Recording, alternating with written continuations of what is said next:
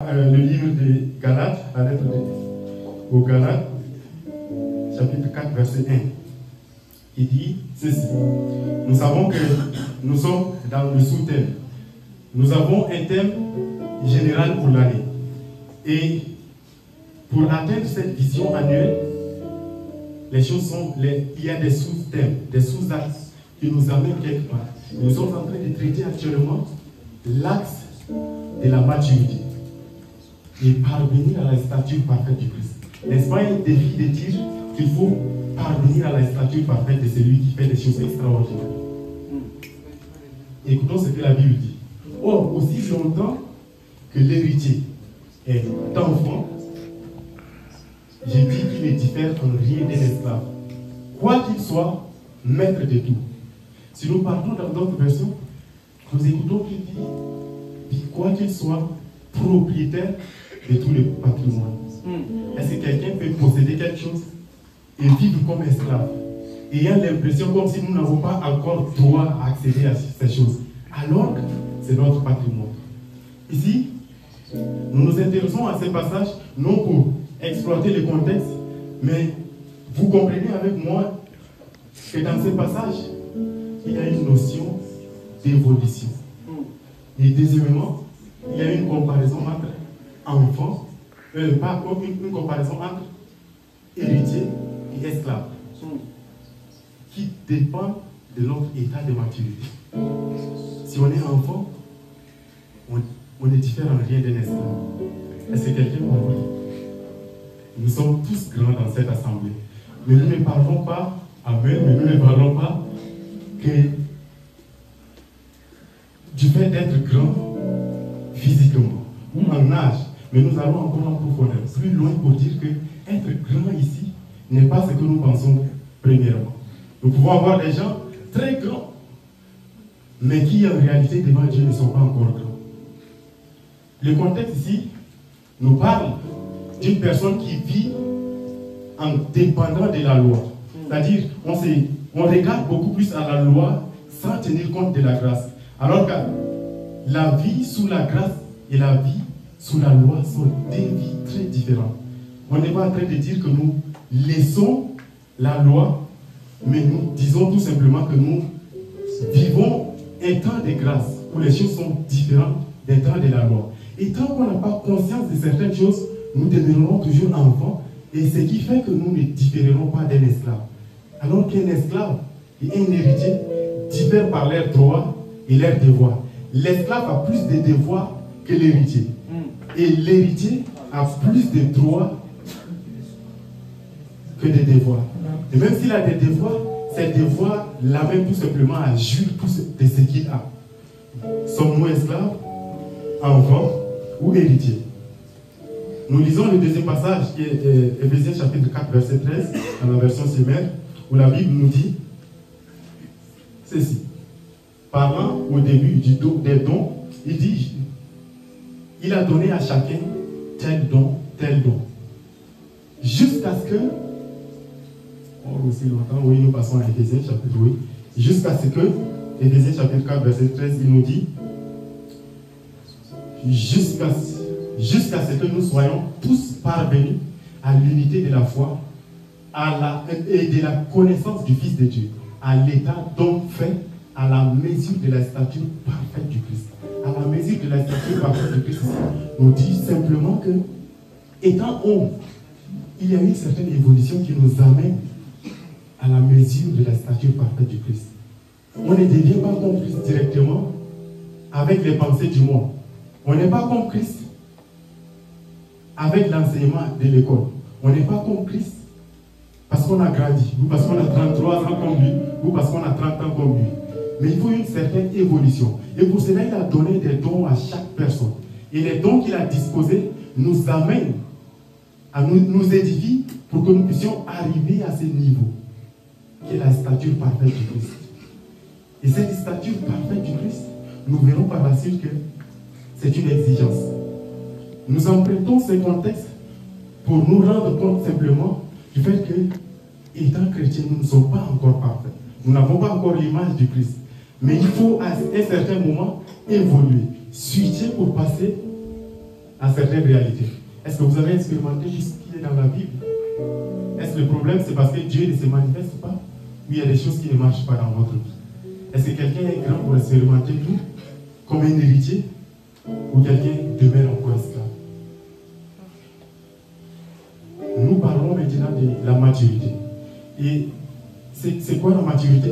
Au moins une personne aurait déjà entendu la définition de maturité ou aurait déjà défini la maturité. Mais nous voulons simplement nous rappeler, selon le dictionnaire français, la maturité est un concept qui englobe le développement et l'évolution vers un état de pleine croissance ou de réalisation, tant sur le plan physique, psychologique, émotionnel ou intellectuel. Vous voyez ici avec moi, on se lit pleine croissance ou réalisation. Quand est-ce qu'on peut dire pleine croissance?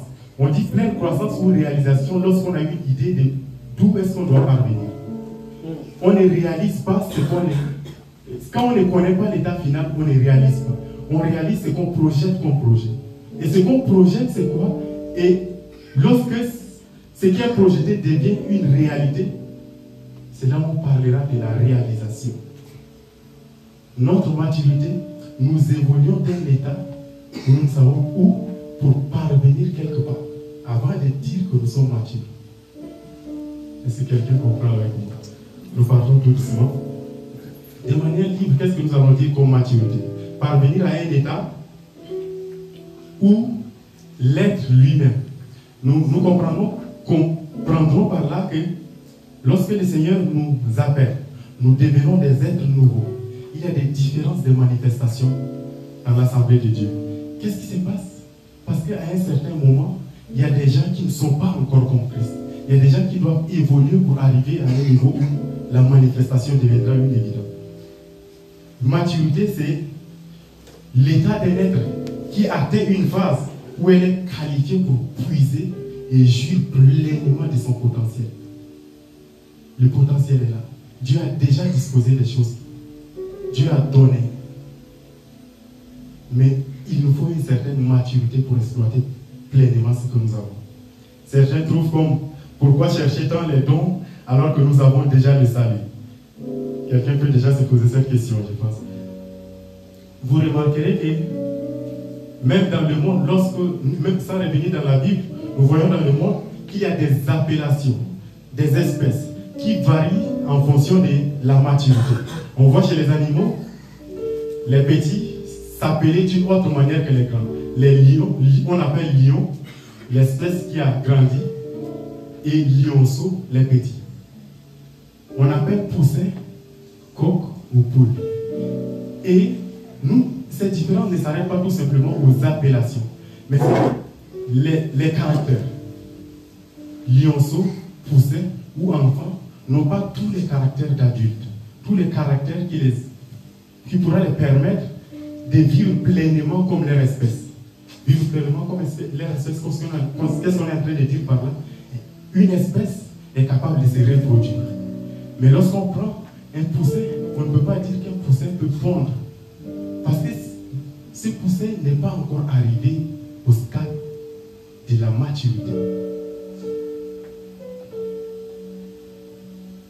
La maturité chez nous en tant qu'être humain, cette maturité n'est rien d'autre que ressembler à Christ.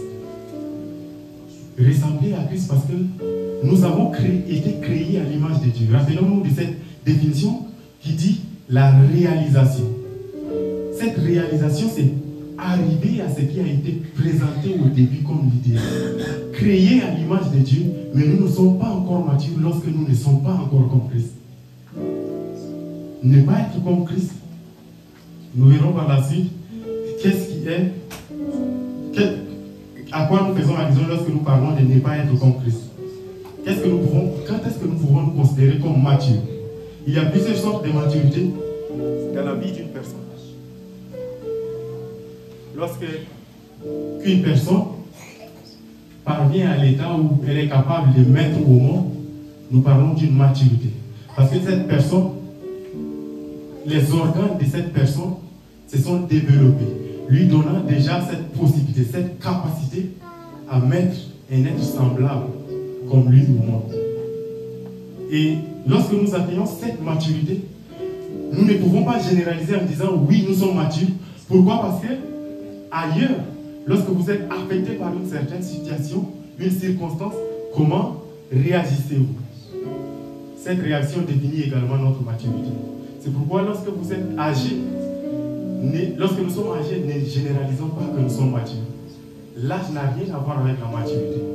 Et vu qu'il y a plusieurs sortes de maturité, nous nous intéressons à la maturité spirituelle.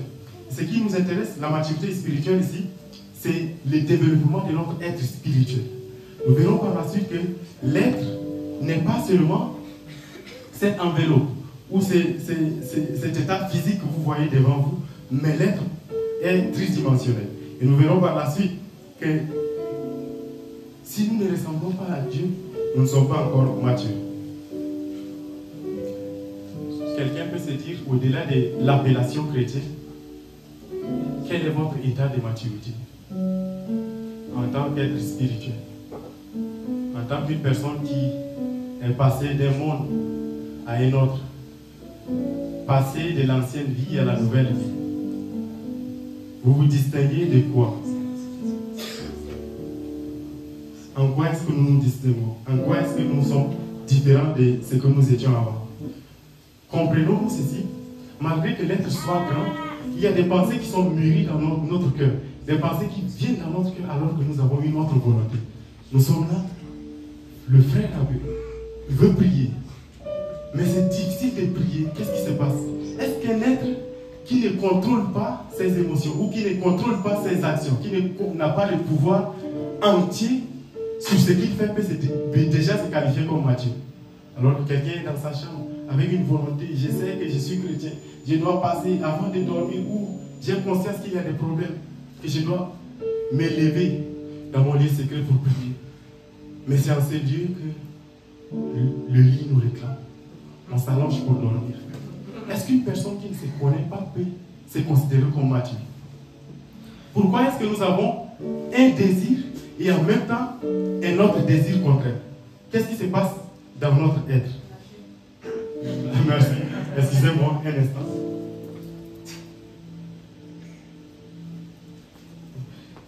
Ce qui se passe dans notre être, nous ne pouvons expliquer tout.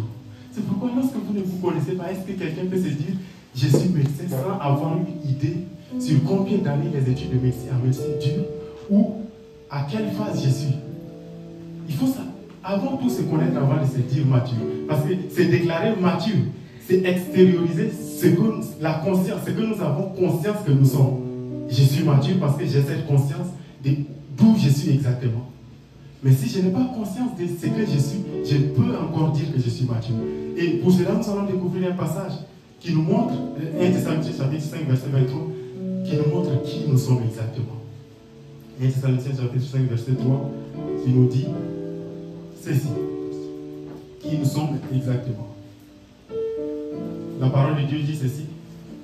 Que le Dieu de paix vous rende lui-même entièrement saint et qu'il vous garde parfaitement. Esprit, âme et corps. Est-ce qu'on peut revenir à la version lui second? Esprit, âme et corps. Qu'il vous garde parfaitement. La version Semeur dit ceci. Que le Dieu de... Non, lui second plutôt. Que le Dieu de la paix vous conduise lui-même à une sainteté totale. Et que votre être, c'est-à-dire votre être, vous n'êtes pas que chair. Vous n'êtes pas que physique. Vous êtes un être tridimensionnel. Vous êtes esprit, vous êtes âme, vous êtes corps. C'est pourquoi il y a des choses qui se passent en nous que nous ne comprenons pas. C'est pourquoi il y a des choses qui... Nous avons un désir qui brûle en nous, qui vient même de la parole de Dieu, mais incapable d'appliquer. Alors que Dieu nous appelle à une certaine responsabilité. Dieu nous appelle à une certaine manifestation. Mais ce même être qui a cette volonté a une incapacité de se lever pour prier. Comprenons-nous qu'il y a trois parties. L'âme, l'esprit et le corps. Et sans se rendre compte, ces trois parties de notre corps ont une certaine influence que si nous ne comprenons pas ce qu'ils font en nous, nous passons à côté de beaucoup de choses. Voici ce qui se passe. Notre corps, c'est quoi notre corps? D'abord, nous allons pas définir en tant que tel parce que je sais que nous avons déjà des informations sur ce qu'est le corps. ce qu'est l'âme et l'esprit. Le corps, c'est cette représentation physique. Lorsque je suis devant vous et que je parle, je ne suis pas que cet être qui est représenté physiquement devant vous. En réalité, si j'étais tout simplement un être physique, celui qui me ressemble fera exactement des choses comme moi, aura les mêmes sentiments. Au même moment où je traverse une chose, cette personne peut également avoir ces sentiments. Mais le fait que je sois un être, pas seulement physique, il y a encore une autre dimension. Qu'est-ce qui est en train d'être généré actuellement par l'esprit en moi? Il y a certaines structures, des choses qui sont écrites ici que je dois extérioriser. Et c'est là où notre esprit entre en jeu. Notre âme, c'est notre partie invisible. L'âme est parfois difficile à distinguer de l'esprit.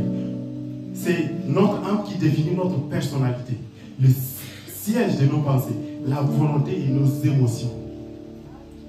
Et notre esprit, je dirais, nous ferons des recherches, mais notre esprit est la seule partie qui accède à Dieu. Si aujourd'hui, l'on vous pince ou vous frappe avec quelque chose, vous vous rendrez compte automatiquement de ce qui se passe dans votre corps.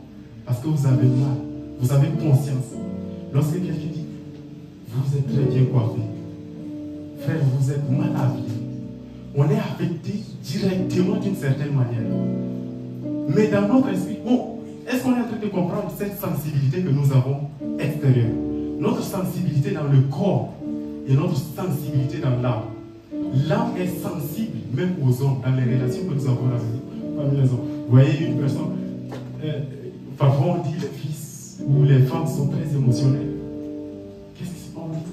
Vous êtes très belle. Je ne sais pas ce que vous ressentez, mais vous savez que quelque chose se passe. Et l'âme est très sensible aux choses qui viennent des hommes. Le corps également est sensible lorsqu'il est affecté, lorsqu'il est touché. Et qu'est-ce qui se passe? Lorsque l'âme et le corps sont touchés, parfois il y a une certaine pensée qui est générée dans notre cœur. Qu'est-ce que je vais faire alors que cet être m'a frappé? J'ai mal. En moi, ça génère des choses. Quoi? Qu'est-ce qu'il faut faire? Il m'a mal parlé. Des pensées. Ce frère, très mauvais. Toujours comme ça. Des pensées très mauvaises qui s'élèvent dans nos corps. Comprenons-nous que nous sommes influencés parce que nous avons trois parties. Et ces trois parties sont accessibles d'une certaine manière. Mais la partie accessible par Dieu, c'est l'esprit. Et ce qui est compliqué, ce qui se passe dans notre esprit est difficilement cernable. C'est difficile de comprendre comment est-ce que nous pouvons accéder à notre esprit et comment est-ce que les choses se passent dans notre esprit. Et ce qui est encore plus compliqué, c'est cette partie que Dieu choisit pour entrer en communion, entrer en communication avec elle. Vous comprenez que ce qui est difficile, là, il y a l'habitude de dire la vie est facile, mais Dieu a choisi ce qui est difficile. Il a choisi l'esprit pour communiquer avec l'homme. Et c'est là qu'il est dit, dans Romains chapitre 8, verset 16, l'esprit lui-même rend témoignage à notre esprit que nous sommes enfants de Dieu. Est-ce qu'on comprend? L'esprit, grand E, rend témoignage à notre esprit que nous sommes enfants de Dieu. Il y a en nous l'esprit et ça, l'esprit de Dieu et là-bas au fond, l'esprit de l'homme. Et le Saint-Esprit vient toucher cette partie spirituelle. C'est pourquoi, frère, pendant que vous allez marcher longtemps, aller à l'école, rentrer, aller au marché, rentrer, cuisiner, manger, votre esprit n'a rien à voir avec tout ce qui se passe à l'extérieur. Votre esprit est à côté. Certains ont défini des relations entre le corps, l'âme et l'esprit. Comme suit, le corps contient l'âme, l'âme contient l'esprit. L'esprit à l'intérieur de nous est difficilement accessible. Vous allez vous nourrir, vous allez manger. Aujourd'hui c'est le jeûne, mais c'est difficile. On mange, on nourrit notre corps, mais l'esprit n'a rien à voir avec ce que nous ressentons dans notre âme. L'esprit n'a rien à voir avec ce que nous ressentons dans notre corps. Bien que notre corps soit le temple de cet esprit, c'est notre esprit qui est en communion avec le Saint-Esprit. Et pour que, frère, tu puisses grandir, tu dois te rendre compte de ce qui se passe dans ton esprit. Quelqu'un comprend? Pour que nous puissions grandir spirituellement, nous devons d'abord nous rendre compte de ce qui se passe dans notre esprit. Tu ne peux pas être chrétien et vouloir te nourrir de l'intelligence scientifique. Ce n'est pas possible. Parce qu'il y a un esprit qui est en communication avec ton esprit. Il y a des gens tellement intelligents. Mais cette intelligence ne donne pas l'accès au Saint-Esprit ou à l'esprit de l'homme. Le risque, c'est qu'on peut vivre pendant longtemps comme chrétien. Ah, j'ai accepté le Christ en 2006, j'ai accepté le Christ en 2011, en 2017. Mais sans se rendre compte que depuis longtemps, il y a cette partie en nous qui semble ne pas vivre. On marche, mais on ne sait pas ce qui se passe. On marche, on traite la chrétien, oui, on danse, on bouge. Mais qu'est-ce qui se passe spirituellement? C'est la différence entre recevoir le Christ, être chrétien et ne pas l'être, réside dans cette communication que nous avons avec le Saint-Esprit, dans notre esprit. Votre vie chrétienne ne changera pas tant que vous ne travaillez pas sur cette troisième partie, qui est votre esprit. Vous allez revenir. Je me suis rendu compte qu'en réalité, nous disons que nous avons foi en Dieu, mais nous sommes loin d'avoir la foi parfaite en Dieu. Parce que reproduisez une même chose qui s'est passée dans la Bible, quelqu'un vous traitera de magicien. Celui qui a cette foi en Christ, comment pourra-t-il se permettre d'attribuer quelque chose de l'esprit à une autre divinité, à une autre personne? Avons-nous foi en Dieu ou n'avons-nous pas foi en Dieu? Comment faire pour vivre son esprit selon le Seigneur? C'est ce qui nous intéresse maintenant. En effet, écoutons ceci, dans 1 Corinthiens chapitre 2, verset 11, la Bible dit ceci, le temps de permettre au multimédia de projeter. En effet, parmi les hommes connaît les pensées de l'homme, si ce n'est l'esprit de l'homme, et qui est en lui? De même, personne ne connaît les pensées de Dieu, si ce n'est l'esprit de Dieu. Les pensées de Dieu sont révélées par l'Esprit de Dieu. C'est pourquoi, frère, parfois, il y a des problèmes que nous traitons les résultats ou les conséquences des problèmes plutôt que les problèmes. J'explique cela par le fait que lorsque quelqu'un est affecté, une autre chose s'est passée, mais nous voyons que la manifestation de cette chose dans l'être affecte l'âme ou affecte le corps. Nous sommes physiquement malades, alors que le problème s'est passé ailleurs. Il y a eu un autre problème qui nous a amenés à cet état de maladie, mais sans se rendre compte, oui, on prend, je demande tel médicament, ça n'a pas marché, telle chose n'a pas marché, mais le problème vient de quelque part, ne vient pas, ne traitons pas les résultats, mais traitons le problème. C'est quoi le problème? Comment l'esprit de l'homme marche? Voici comment ça marche. Aujourd'hui, si on prend personne ou un enfant de 6 ans, on les met à l'université pour qu'ils puissent apprendre les mêmes choses avec ceux qui ont évolué, qui ont passé des classes intermédiaires pour arriver à un certain niveau, il ne comprendra pas. Mais regardez comment l'intelligence humaine marche. Les gens ont commencé par nous apprendre quoi? Oui, aller à l'école pour apprendre à lire et à compter. Oui, ils sont partis. Ils nous ont appris A, B, C, 1, 2, 3. Après, ils nous ont amenés à des opérations arithmétiques. Après ces opérations, on nous amène en profondeur dans les mathématiques, dans les choses qui sont abstraites, si on les présente à une personne qui n'a jamais mis pied à l'école. Aujourd'hui, vous allez parler des équations différentielles à une personne qui n'a jamais mis pied à l'école, alors que certaines personnes comprennent l'utilité de ces choses. Il y a des gens qui ne savent pas en quoi est-ce que telle chose nous arrange, mais d'autres comprennent, utilisent ça pour changer des choses. Vous êtes venu au moins, si quelqu'un n'est pas venu au Maroc, à bus quand même, vous êtes venu au moins par avion. Mais ce sont des choses qui sont tellement abstraites qu'on ne peut pas comprendre si on ne passe pas dans certaines étapes. Et c'est là l'intelligence de l'homme. Les hommes ont structuré des choses.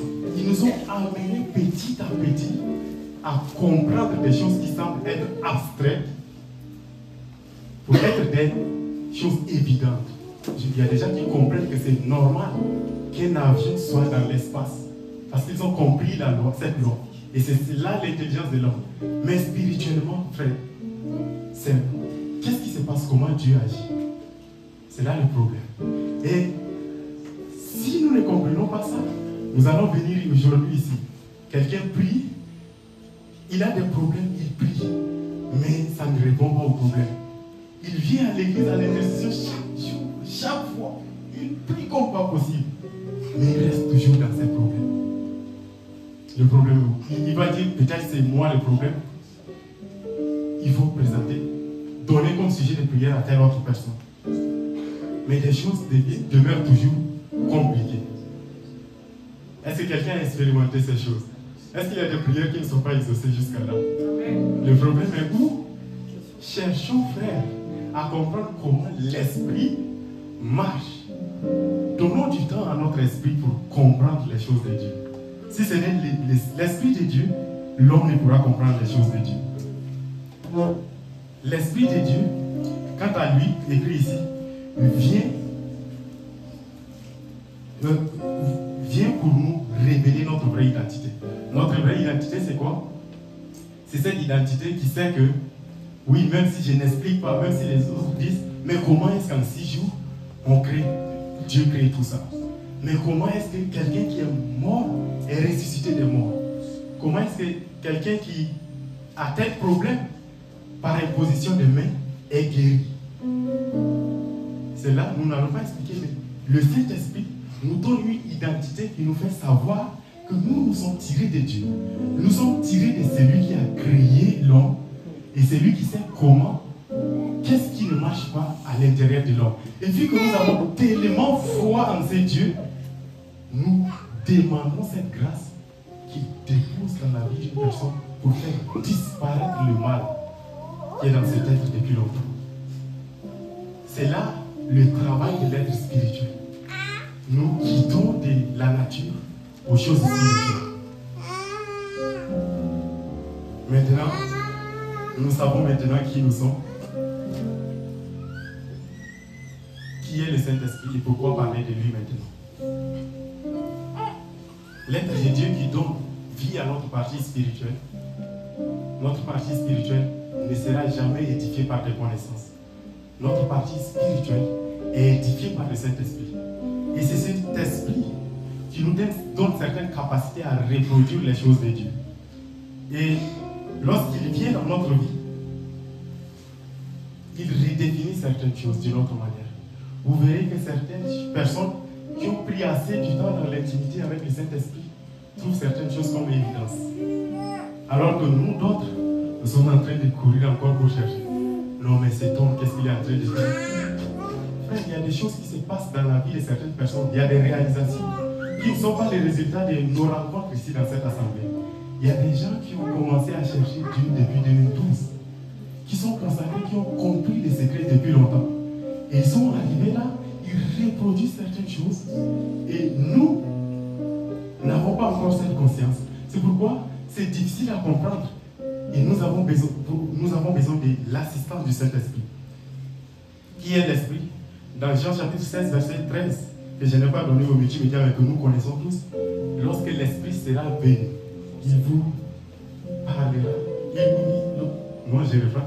Quand l'Esprit sera venu, il vous conduira dans la vérité. Il ne parlera pas de lui-même. Est-ce que quelqu'un entend clairement Dieu chaque jour? Oui ou non? Sommes-nous capables de dire, oui, j'ai fait ceci parce que j'ai cette conviction, parce que Dieu m'a dit cela?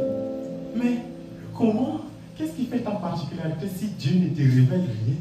Ça veut dire que nous vivons encore comme tout le monde. Nous vivons par intelligence. Quelqu'un qui sort, qui dresse tout, qui fait toute planification, mais qui n'a rien reçu comme révélation de Dieu. Alors que le Saint-Esprit lui est donné pour communiquer les choses de Dieu. Et le Saint-Esprit, parfois, ne vient pas simplement pour nous dire, fais ceci, manifeste les dons spirituels. Le Saint-Esprit est aussi là pour t'aider à choisir le métier. C'est quelque chose qui peut sembler, qu'on ne peut pas dire écrit noir sur blanc, ou moi je n'ai pas encore découvert noir sur blanc, que le Saint-Esprit t'amène à choisir un métier. Mais il y a des choses qui semblent simples. Même le choix. Beaucoup de gens ont fait des choix. Oui, celui-ci même. Beaucoup de couples ont rompu. Parce que les gens ont choisi sans tenir compte de la volonté de Dieu. Ils sont partis, oui, description, caractère. Elle sait cuisiner. Oui. Elle est noire. Elle est chrétienne. elle craint Dieu. Oui, ils sont en couple. 2-3 jours, on voit des cœurs qui sont brisés. Les critères, l'intelligence, la prédiction ou les caractères ne sont pas ce que l'esprit attend de nous. L'esprit révèle quelque chose. Et pour comprendre ces choses, il faut passer du temps avec l'esprit. Passez du temps avec lui, sortez de votre assemblée, restez vous-même à la maison. Cet esprit, il faut qu'on parle. Sinon, vous allez faire 10 choix. Vos cœurs seront toujours brisés. Et par la suite, les hommes sont mauvais, les femmes sont mauvaises, ils sont tous pareils. Mais qui a dit que toi tu es bon? Le problème, on te donne l'esprit pour t'inspirer à faire des choix. Toi, tu laisses l'esprit de côté, partir faire des choix. Alors, les gens sont contents parce que les cœurs ont été brisés, mais aujourd'hui, ils ont déjà trouvé des gens qui les consolent. Comprenons que le Saint-Esprit nous assiste aussi dans ces choses. Lorsqu'on a le Saint-Esprit et qu'on l'écoute, il y a des détails dans nos vies qui sont minimes, mais qui sont inspirés. Si on va s'asseoir ici pour parler de comment est-ce que les choses se passent dans la vie de certaines personnes, on dirait tout simplement que le Saint-Esprit est extraordinaire. Il est extraordinaire. Il y a des gens qui ont forcé des choses, qui ont voulu faire quelque chose forcément, mais que le Saint-Esprit a dit non, ne le fais pas. Alors que nous avons cette conviction, nous aimons, nous nous attachons tellement à la chose et par nos études, nos calculs, tout était parfait. Oui, médecine, oui, l'armée des lettres, oui, l'ingénierie, oui, telle chose. Mais parfois, ces choses, nous ne parvenons pas à les obtenir, à les avoir. Mais par la suite, nous nous retrouvons quelque part et nous disons oui. Je comprends maintenant pourquoi est-ce que Dieu veut que je sois ici. Les choses de l'esprit. Les choses de l'esprit ne dépendent pas de l'intelligence.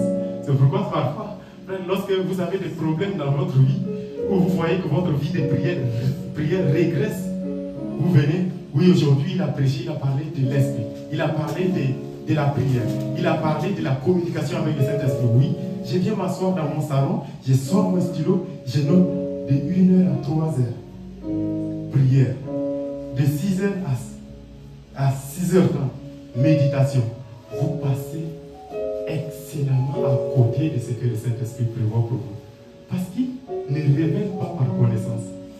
Il vient tout simplement transmettre. Il n'a pas besoin que vous compreniez. Il n'a pas besoin que vous choisissez ce qui est adéquat. Il n'a pas besoin que vous choisissez ce qui marche.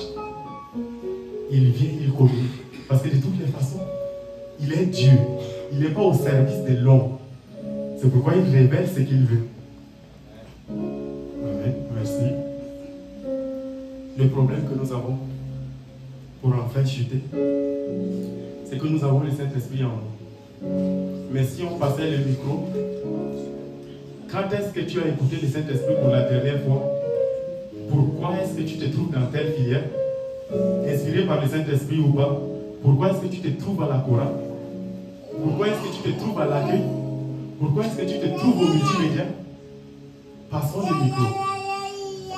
Nous verrons que beaucoup ne sont pas inspirés par le Saint-Esprit. Je ne vous demande pas de quitter la chorale. Beaucoup ne sont pas inspirés par le Saint-Esprit. Il s'assoit, il regarde, il parle. Il dit oui, j'aime le piano. Dieu m'appelle à servir dans la chorale. Si on passe le micro, faisons attention. Si le Seigneur lui-même, malgré sa capacité, sa force, sa puissance, dit il est avantageux que je m'en aille pour que l'Esprit puisse venir, c'est qu'il a compris que l'homme a besoin de cet esprit. Et vous ne pouvez pas vivre comme chrétien sans le Saint-Esprit et croire que vous vivez comme Dieu le veut. Le problème que nous avons, c'est que le Saint-Esprit peut s'attrister. Comment est-ce qu'il peut s'attrister? Nous connaissons le passage dans Éphésiens chapitre 4, verset 30. Le Saint-Esprit peut s'attrister. Comment est-ce que Dieu, dans l'homme, appelé à nous consoler, appelé à nous amener à la manifestation, s'attriste? Normalement, il devrait nous assister. Ce n'est pas à nous de gérer ce qui arrive. C'est comme si on dit de gérer les sentiments de Dieu, de l'esprit. Ça semble être un peu bizarre. Mais ce Saint-Esprit s'attriste à cause du cœur que l'homme a. Cette même personne qui prie pour les dons de guérison déteste des gens à l'intérieur de son cœur. Cette même personne qui prie pour la prophétie déteste des gens dans l'assemblée de Dieu. Cette même personne qui prie pour édifier des gens a la haine contre d'autres personnes. Comment est-ce que le Saint-Esprit peut vous utiliser? Comment est-ce que vous pouvez demeurer avec cet état de cœur et attendre la manifestation de l'Esprit de Dieu?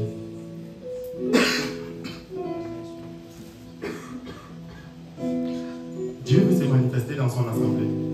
Vous voyez, lorsque la Bible dit la création attend avec un ardent désir la révélation du Fils de Dieu, cette création est intelligente. Cette création, ceux qui ont fait des choses que nous utilisons aujourd'hui par leur intelligence, ne sont pas tous chrétiens. C'est pourquoi l'intelligence ne résout rien. Le Christ, nous allons laisser la tendresse pour nous concentrer maintenant pour finir. Le Christ a compris cela.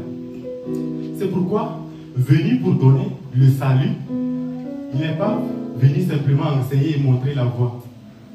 Mais, lorsqu'il est son passage, pendant son ministère, il a aussi manifesté les dons spirituels. Cette création qui attend avec un ardent désir n'attend pas qu'on lui parle. Pas que parler, pas qu'annoncer la bonne nouvelle. Il y a des problèmes qui doivent être résolus par la foi de certaines personnes. Et la même personne que Dieu veut utiliser pour changer le cœur des hommes a la haine contre d'autres personnes. La haine, le mensonge. Qu'est-ce qui se passe? Pourquoi est-ce que l'homme ment? Mentir, c'est tout simplement affirmer avec fierté que je crains l'homme plus que Dieu. Parce que Dieu dit qu'il ne faut pas mentir.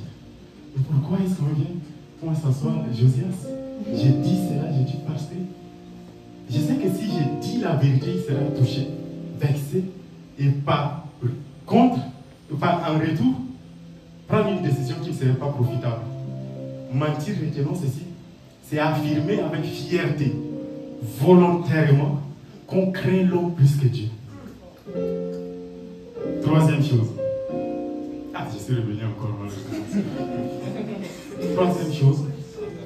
Bon, je me permets de revenir quand même. Est-ce qu'on peut nous donner Éphésiens chapitre 4, verset 32, les paroles blessantes. Il y a des gens qui souffrent tellement à cause de nos bouches, à cause des paroles qui sortent de nous. Alors que le don n'est pas donné pour que nous soyons puissants. Le don est donné pour que nous mettons au service de cette personne même que vous blessez. De cette personne même que parfois nous détestons. De cette personne même que nous faisons souffrir. Merci. Oui, on peut défiler. On ne va pas lire, mais on peut défiler du verset 30 au 32. Ces mêmes personnes pour qui Dieu donne le don, c'est-à-dire, il ne vous donne pas pour que vous soyez une personne puissante, il vous donne ces dons pour que vous puissiez manifester pour le bien de son assemblée. Mais ces mêmes personnes sont en train de souffrir par nos mots.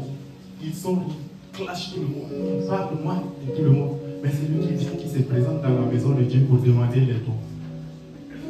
Pourquoi cherchons-nous les dons si on ne prend pas soin de ceux qui sont autour de nous? Pourquoi cherchons-nous les dons si qu'on ne manifeste pas l'amour du Christ? Pourquoi cherchons-nous les dons? C'est pour résoudre quel problème exactement? Je suis pas en train de dire à quelqu'un d'arrêter de chercher les dons, mais reconsidérons nos motivations. Pourquoi tu veux guérir les malades? Pour qu'on puisse savoir que tu as cette capacité de guérir, ou parce que Dieu veut que tu produises quelque chose dans son assemblée? Pourquoi est-ce que nous cherchons la prophétie? Est-ce pour dire des choses vraies, pour montrer que nous sommes attachés à Dieu, ou nous avons la révélation, ou pour que le peuple soit édifié? Je ne suis pas en train de dire qu'il faut arrêter de chercher ce don. Le Seigneur lui-même est la première personne, pas la première personne, a commencé lui-même à manifester le don premièrement. Parce que lorsqu'il est des passages sur terre, pourquoi on doit chercher les dons? Lorsqu'il est des passages sur terre, il a compris que non, je reviens encore sur cette parole pour finir. Non seulement ce monde a besoin du salut, mais il y a des gens qui souffrent tellement. Il y a des gens qui souffrent dans nos maisons, dans nos familles, il y a tellement de problèmes qui doivent être résolus par les dons. C'est pourquoi Dieu nous donne ces dons afin que nous puissions répondre à ces problèmes que les gens subissent. Est-ce que quelqu'un peut désirer des dons pour une motivation qui vient du Christ?